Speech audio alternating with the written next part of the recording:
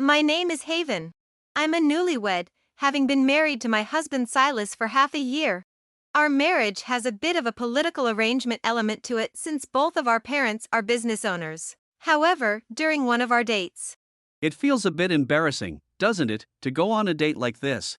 yes, it's not exactly a formal matchmaking, but it does feel somewhat strange. Oh, Haven. The weather is nice, and there's a bench over there. How about we sit and take a break? That sounds good. It's perfect weather for basking in the sun. Ah, then I'll go buy us some drinks. Just sit here. Oh, I can go buy them. You should stay here, Silas. It's all right, I'll be right back. Just wait here for me.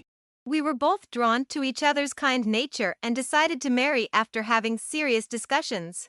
I thought I would surely be happy with the gentle Silas, and so we got married. However, not long after our marriage, something began to happen. It was. Again with this boring usual meal? What did you say? Grilled meat, vegetable soup. It's all just simple stuff you can make easily. Why don't you make something more elaborate once in a while? I was helping out at my in-laws today. So, I just made something simple for today. I'll make something more elaborate tomorrow, okay? You should always put more thought into it, you know. Since this was the first time he said something like this, I thought maybe he's right. That day had been busy, so I had prepared a simple menu. Taking this as a lesson, the next day I made some Chinese dishes that Silas likes, but Ha! You said you'd make something good yesterday, and this is all you made? I expected something better. I'm buying groceries with my money, so I'll eat it just so it doesn't go to waste. Ugh. I thought I married a competent woman. What a mistake.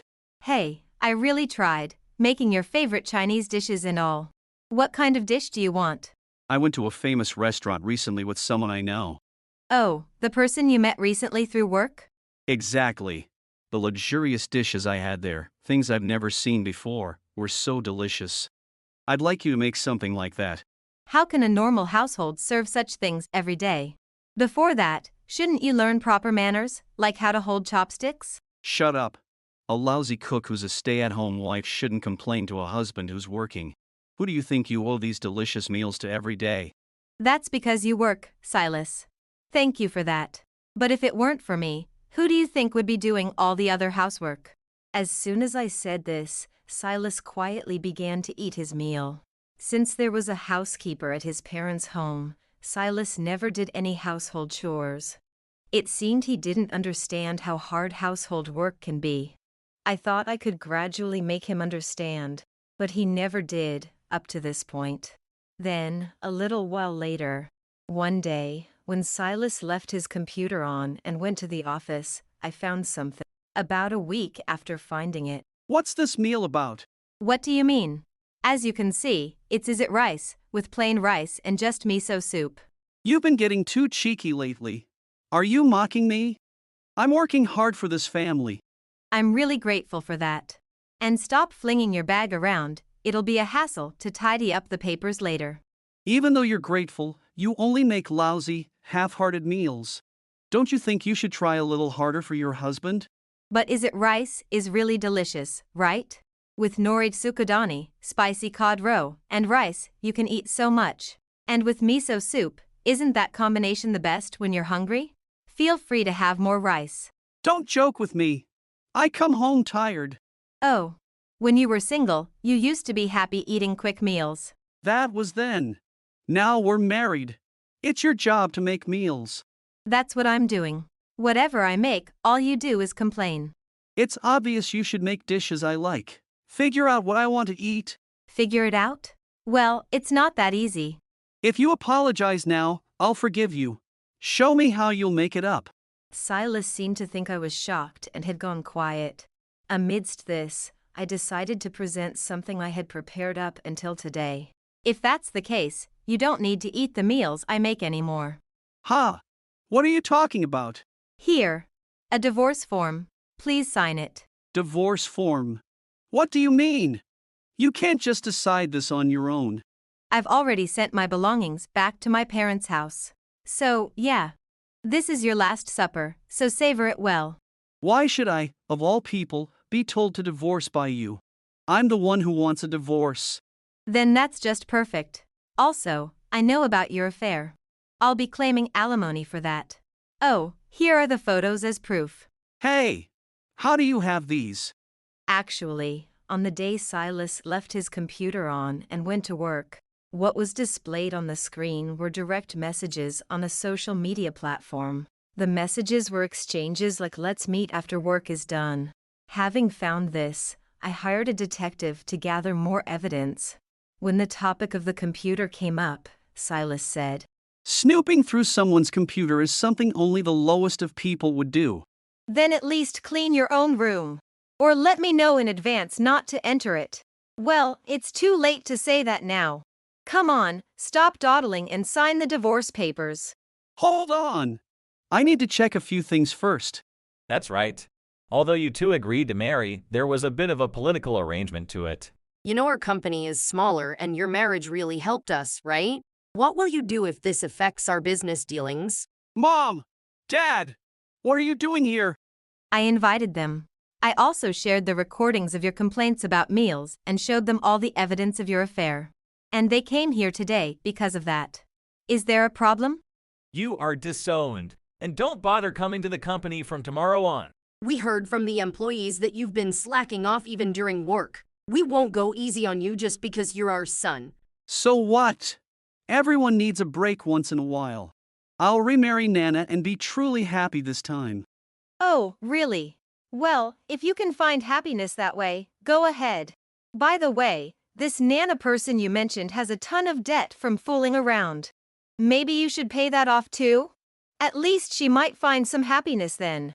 It seemed Silas was unaware that his mistress, Nana, had accumulated a significant amount of debt.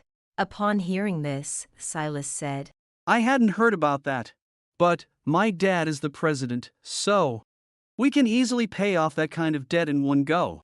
I said you are disowned, and you think I'm going to give you that kind of money. I can't believe my own son forgets what's been said to him so quickly. Haven is great at cooking, and when the housekeeper isn't here, she cleans every corner of the house and even helps with meal preparation, you know? That's right. And yet, despite saying she was at her in-laws, you didn't even ask what she was doing there. Normally, you would ask about it. Dinner is more important than what happened at my parents' house, right? You're not interested in me, just in the fact that you're in your parents' company. And you're already acting all high and mighty, even though you're not even the president yet. Being bossed around like that at home is no joke. Who are you to say Chinese cooking is easy? Huh. If it's so easy, why don't you make it yourself? Since it's Haven, I'm sure all the ingredients are there. If you're so confident, why don't you try making shrimp in chili sauce?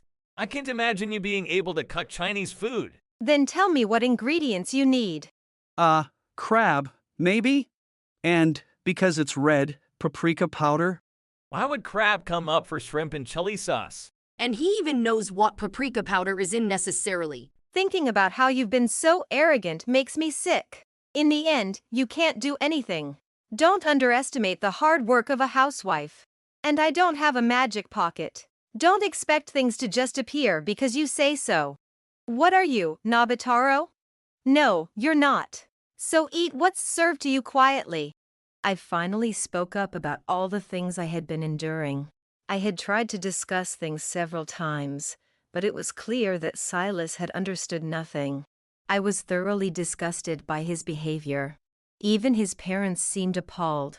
You just never grow up, do you? It's endless, your lack of growth. Exactly, mother-in-law and father-in-law. You really understand Silas. Don't be ridiculous. I've been working hard to provide for Haven. If I hadn't brought home a salary, we couldn't have lived this luxuriously.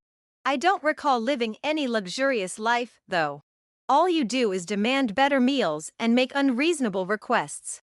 If that's the case, I'll just leave the ingredients here. You make and eat it yourself. Then maybe I should become a stay-at-home husband? But then, Haven wouldn't be able to live, right? Haven's family's company is far bigger. She wouldn't have any trouble. Exactly. The one who will be in trouble is you. Such a pathetic man getting divorced. Men can be stay-at-home husbands these days, right? What you're talking about is just being unemployed. I can't believe someone who can't even spell housework dares to say such things. If you want to be a stay-at-home husband, do it with that Nana woman. I'll be a stranger with no relation to you, do as you please. Oh right. Nana has tons of debt, so you being a stay-at-home husband is impossible. If you had stayed with Haven, that might not have been just a dream. You never realized you were the one who married up, did you?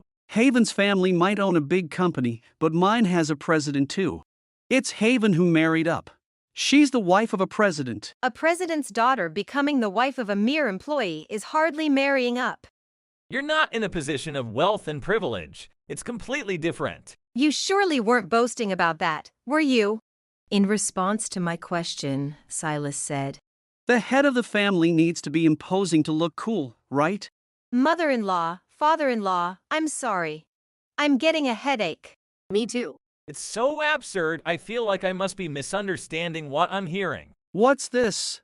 All three of you mocking me. I'm only saying what's right. Dad was always imposing too. In the company, he always acted confidently in front of his employees. He's the president, of course he acts that way, Arg. And father-in-law isn't just being arrogant or pompous. He has dignity and presence. He's a respectable person. That's why all the employees trust and respect him. Then I, as the future president, should be treated the same way. If you were working seriously and building trust, maybe. But you've just been showing off to that Nana woman, going to expensive places. I bet she's thinking, maybe Silas will pay off all my debt. Considering her type, she's probably eyeing the position of future president's wife. Definitely. Anyway, since we've disowned you, whoever you marry and whatever you do from now on is none of our concern. You can't just disown me. I'm still your beloved only son. For the first time, I felt complete contempt for Silas.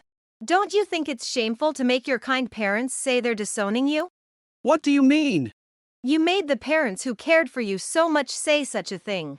Aren't you embarrassed? Doesn't it make you sad? Are you even a man? A real lowlife makes his parents say such things. Haven. Oh, family arguments happen in every household. Where in the word disowning does it sound like a family argument? It means never seeing each other again. No matter what happens, not being able to meet, not even on the last day. Haven is right. We never spoiled you, but we didn't think you'd take your president's son title for granted to this extent. That's right. It's time for you to move on, Silas. You should live your life on your own now. Wait, live on my own? But I can still work at the company, right? I'm the next president, right? No way. What parent hands over a company to a disowned child? Our company isn't hereditary. It's fine to leave it to a competent employee. That's right. There are many trustworthy people in the company. Then what am I supposed to do now? You're going to remarry Nana and be happy this time, right? Congratulations. Don't bother inviting us to the wedding. If we get an invitation, it's going straight into the burnable trash. Now completely abandoned by his parents, Silas said. Haven, Mom and Dad, it's all my fault. So, Oh right. I must contact the relatives while I remember. I'll make sure they know not to help you if you reach out. You hear that? Now hurry up and sign the divorce papers. please, Haven. I won't complain anymore, even if it's just as at rice. You won't even get to eat that from now on. I said it was your last supper, so I'm done with you after this.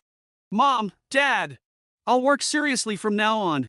Don't think your words are trustworthy after everything you've done. Finally, you'll be independent. It's a relief as a parent. But you're a stranger now. Learn the harshness of the world. If you really mean you'll work seriously, you'll be able to live. By now. Thus, I claimed alimony from both Silas and Nana. As expected, Silas was fired from his parents' company and became unemployed. He was left with only debts from alimony and card payments. As my in-laws and I predicted, Nana was after Silas's money. But instead of getting her debts paid, she ended up having to pay alimony herself. Her plan crumbled spectacularly. I might have inherited my parents' company under different circumstances. But that discussion reassured me that my choices were not wrong. I grew up in a privileged environment and had a happy marriage. If only I had recognized and appreciated these small joys every day, perhaps we would still be laughing together. But the reality is that Silas is now drowned in debt, without a job, accompanied only by Nana, who is equally incapable of managing household tasks. They move around and occasionally apply for day jobs, but that's the extent of their efforts. There's no prospect of paying off their debts, and they lead a miserable life. As for me, after the divorce, My goodness, what a fabulous feast. Is there some sort of celebration today?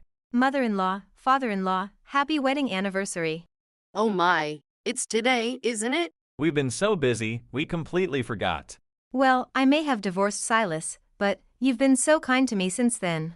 I really appreciate it. This is partly to say thank you. I'm so touched. Thank you, Haven. Oh no, please don't cry, mother-in-law. Please enjoy the meal. Well then, we'll happily accept your kind offer. I continued to have a good relationship with my in-laws, independent of our family ties. Despite how Silas turned out, his parents and their company are very trustworthy. There's no need for me to mediate between them. I may be divorced, but I'm still close with my in-laws. Sometimes, my mother-in-law and I enjoy tea and shopping together. Now back to being single, I'm sure I'll meet someone wonderful and be happy again, though there's no basis for that thought. But, hopeful with these imaginations, I continue to live each day with a smile and energy. If you enjoyed this video, we'd be thrilled if you subscribed to our channel. Subscribing means you'll receive notifications for new videos, keeping you in the loop with all our latest content. Your support is vital to our growth. Let's enjoy and grow together.